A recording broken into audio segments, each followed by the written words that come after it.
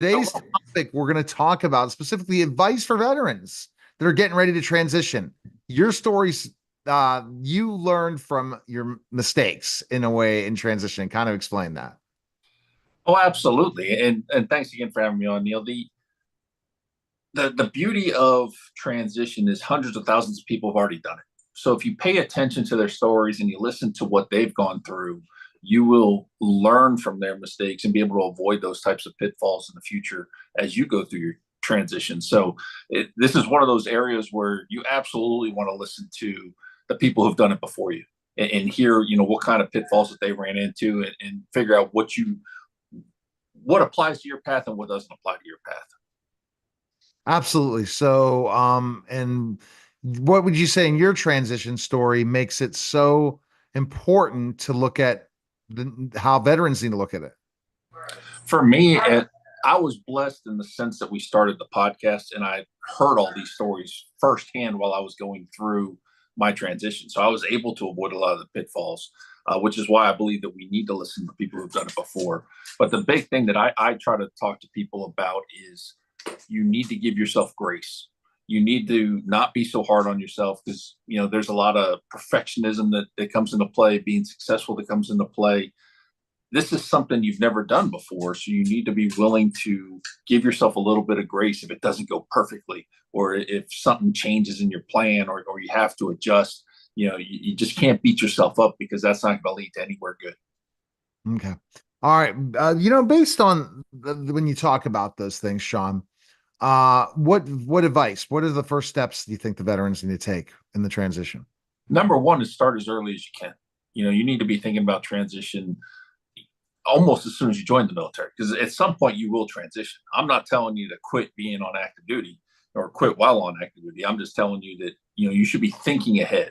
If you love what you do in the military, are there things that you can do like certifications and credentials that you can earn before you get out so that you're set up even better for success after the fact? Or is there schooling that'll help you? If you want to go in a different route, what is that route? What do you need to do to put yourself in the right positions? That's number one, is time in putting together a plan. And then like I said just a minute ago, the big thing for me is grace. You need to not be so hard on yourself because this is something that you've never experienced before. And it all these emotions come into it. Things change.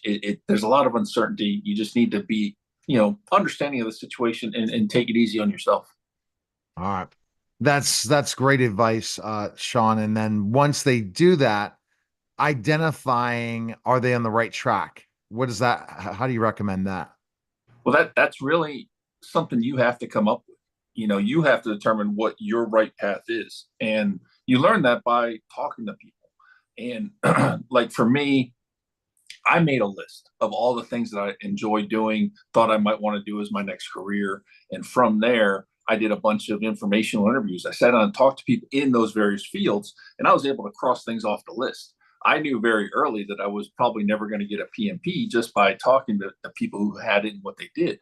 So going through and being able to talk to people in those fields, learn what the job actually is going to help you decide what you want to do. And so, take that approach and you'll be able to cut it down to what you really want to do and what will make you happy. And I get it. And then definitely look at things that you want to make you happy when you're Yeah. choosing that career, right? Oh yeah. I mean, that really was my number one requirement. And one of my few requirements coming out of the military is I just wanted to enjoy what I did. Whatever my next job was going to be, next career was going to be, I wanted to enjoy what I was doing, enjoy the people I was around, and just, be able to be a contributing member of that team. And if you're not that contributing member of that team, and is it based on your background in the military when you look at transition, or sometimes that's not always the case? It's not always the case. I was career intel and I knew that I didn't want to go work for an intelligence agency. So, I was able to whittle that piece out. But I also knew that the skills I learned as an intelligence analyst were going to be valuable and that I could still call on those in different career fields. So it's figuring out those things that you want to do and how to move forward with those skills. All right. And through that process, things success happens for you in the transition. process. Now, when I think about, the thing that you're going through this, a lot of times when you join the military, you might not know really what your true goal is. You could be retiring very early. You could be leaving even earlier than that. Finding the right resources is so important, isn't it?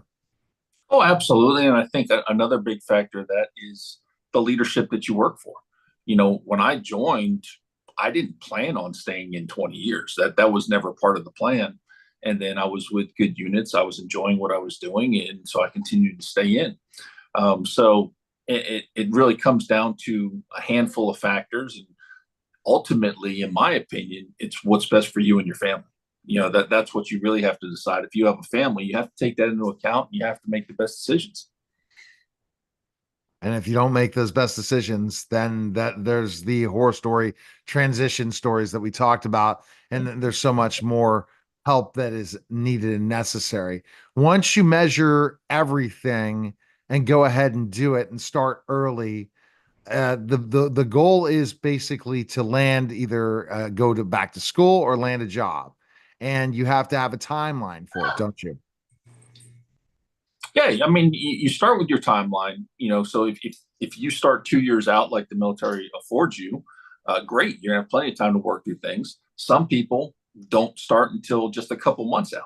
Some people are surprised and have to get out even earlier. So you just sort of have to take your timeline and work with it, and just figure out what that next best pathway is for you. It could be on education, it could be becoming an entrepreneur, it could just be going and getting another job or career. So, ultimately it's you, and supporting your family or whoever, and making sure that you're making those best decisions that make sense, and also understanding that that first job or two or first experiences out of the military may not be the final step. It may just be a stepping stone to what's next.